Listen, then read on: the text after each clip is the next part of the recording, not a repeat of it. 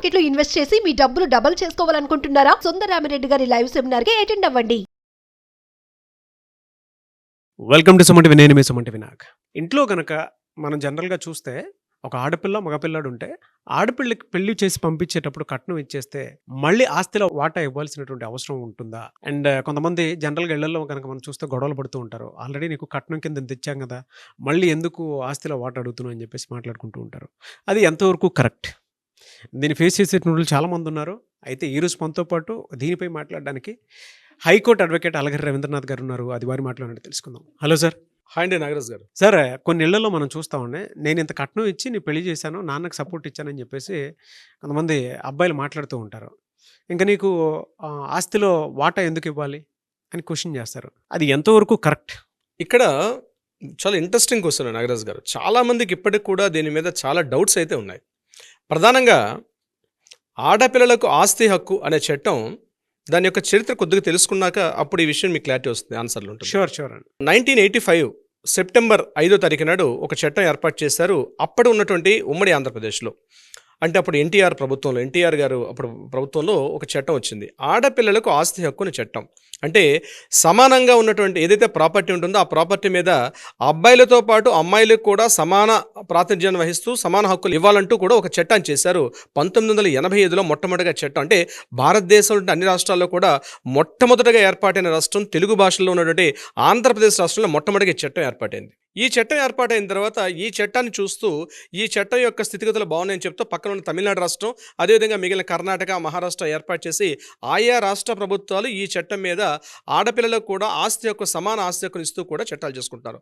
అయితే దీని మీద రకరకాల రాష్ట్ర ప్రభుత్వాలు రకరకాల చట్టాలు చేసుకున్నప్పటికీ కూడా రకరకాల తీర్పులు వెలువరించారు. కానీ 2005 మార్చి 8న మరొక చట్టం వచ్చింది, సెంట్రల్ గవర్నమెంట్ తీసుకున్న చట్టం. అది అంటే ఏదైతే ఆ రోజు ఆంధ్రప్రదేశ్ రాష్ట్ర ప్రభుత్వం తీసుకుంటే ఏదైతే చట్టం ఉందో అదే చట్టాన్ని ఉదహరిస్తూ ఆడపిల్లలకు కూడా సమాన ప్రాతినిధ్యాన్ని వహిస్తూ యావత్ భారతదేశంలోని అన్ని రాష్ట్రాల్లో కూడా దీన్ని ఇంప్లిమెంట్ చేయాలని చెప్తూ 2005లో మరొక చట్టం ఏర్పాటు చేశారు.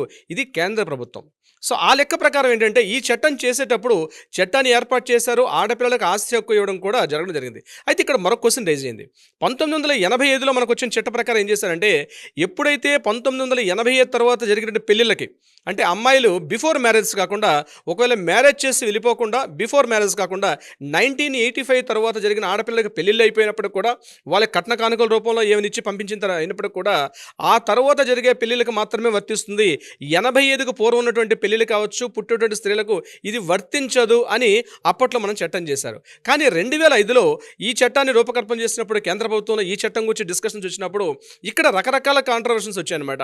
అంటే ఎప్పటి నుంచి తీసుకోవాలి, చట్టం ఏర్పాటు చేస్తాం బాగుంది, ఇది ఆడపిల్లల యొక్క ఆస్తి యొక్క చట్టం ఎప్పటి నుంచి ఇవ్వాలి అంటే 2005కు పూర్వం ఇవ్వాలా, లేదా 2005 తర్వాత పుట్టిన వాళ్ళకి ఇవ్వాలి, ఎప్పటి నుంచి తీసుకోవాలనే విషయం మీద రకరకాల చర్చలు ఇవ్వడం జరిగింది.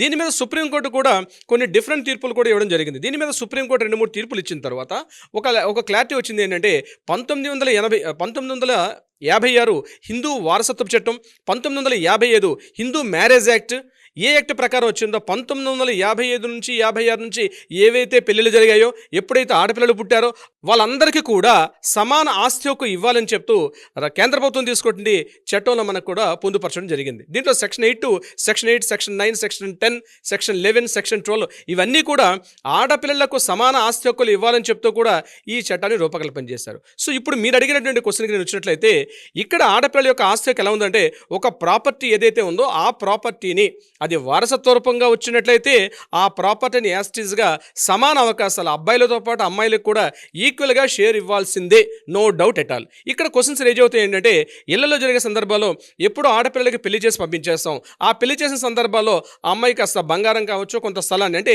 ఏదైతే ఆ ప్రాపర్టీ ఉంటుందో ఆ ప్రాపర్టీని అమ్మి ఆ వచ్చిన సొమ్ముతోటి పెళ్లి చేసి ఆ అమ్మాయికి పెళ్లి చేశాం కాబట్టి ఇప్పుడు మేము పంచుకున్నటువంటి వాటాల్లో భాగంగా ఆ అమ్మాయికి మేము వాటా ఇవ్వమని చెప్తూ కూడా కోర్టు కేసులకు వస్తున్న సందర్భాలు చాలా సందర్భాలు జరుగుతూ ఉంటాయి. అయితే ఇక్కడ కోర్టు క్లియర్గా కొన్ని తీర్పుల్లో ఏం చెప్పారంటే, క్లియర్గా క్లారిటీ కొన్ని తీర్పులు జడ్జిమెంట్స్ ఏమొచ్చాయంటే, మీరు అమ్మాయిని పెళ్లి చేయడం అన్నది తండ్రి యొక్క బాధ్యత.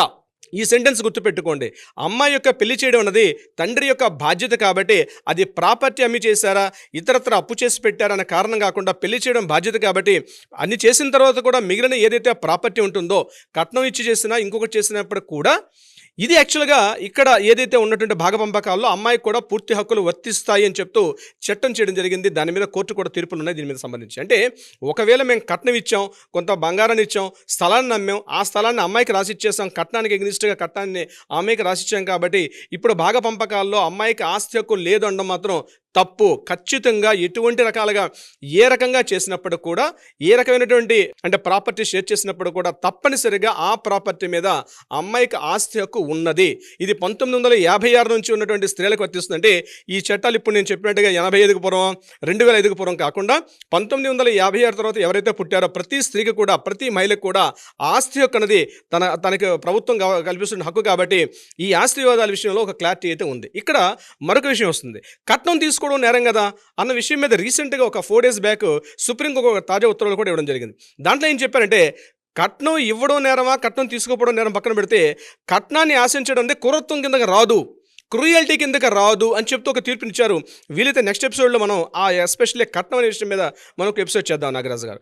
సో ఫైనల్గా చెప్పేది ఏంటంటే ఆస్తి హక్కు అబ్బాయితో పాటు అమ్మాయికి కూడా పెళ్లి చేసి పంపించిన తర్వాత కూడా వాళ్ళ పిల్లలకు కూడా, అమ్మాయి యొక్క పిల్లలకు కూడా ఆస్తి హక్కు అన్నది మనకు ప్రభుత్వం కల్పిస్తున్నటువంటి చట్టాల్లో ఒక భాగం. కాబట్టి ప్రతి ఒక్కరు కూడా ఈ యొక్క హక్కుని వినియోగించుకోవచ్చు. దీని మీద చాలా కేసులు ఏర్పడుతున్నాయి ఈ కాంట్రడిక్షన్స్ వల్ల. అయినప్పటికీ కూడా కొన్ని తీర్పుల్ని మనం ఉద్ధరిస్తూ కూడా, వాటిని జడ్జిమెంట్ కాపీస్ మనం ఉద్ధరిస్తూ కూడా కేసు గెలిచే అవకాశం కూడా ఉంది నాగరాజు గారు. కొంతమంది ఇళ్లలో ఎలా ఉంటుందంటే ఉమ్మడి కుటుంబాలు కదా, నోరు తెరిచి మాట్లాడలేరు. బట్ ఈ వీడియో చూసిన తర్వాత డెఫినెట్గా వాళ్ళు క్వశ్చన్ చేస్తేనే తెలుస్తుంది అంటే ఎలా వెళ్తే బాగుంటుంది అనేటువంటి దాని మీద. అలాంటి వాళ్ళు మీ అపాయింట్మెంట్ తీసుకొని అప్రోచ్ అయ్యి వాళ్ళకి కావాల్సినటువంటి లీగల్ రైట్స్ ప్రకారం వాళ్ళ ఆస్తిని వాళ్ళు పొందాలి అని అంటే మీ అపాయింట్మెంట్కి సంప్రదించవచ్చా? తప్పనిసరిగా నాగరాజు గారు, కింద స్క్రోల్ అవుతున్న నెంబర్ని కాంటాక్ట్ చేయగలిగితే మన లీగల్ టీం వాళ్ళకి అప్రోచ్ అవుతారు.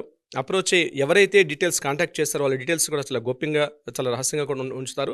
మీ డీటెయిల్స్ తోటి, మీ దగ్గర ఉన్న డాక్యుమెంట్స్ తోటి ఈ లీగల్ టీం అప్రోచ్ అయితే డెఫినెట్గా కావాల్సిన సలహా సంప్రదింపులతో పాటు న్యాయ సలహా, న్యాయం దిశగా కూడా పరిష్కారం అయ్యే విధంగా కూడా పరిష్కారం చూపుతారు నాగరాజు గారు. ఎనీవేస్ థ్యాంక్ యూ అండి, thank you so much Alagiri Ravindranath గారు. Thank you so much Nagaraju గారు.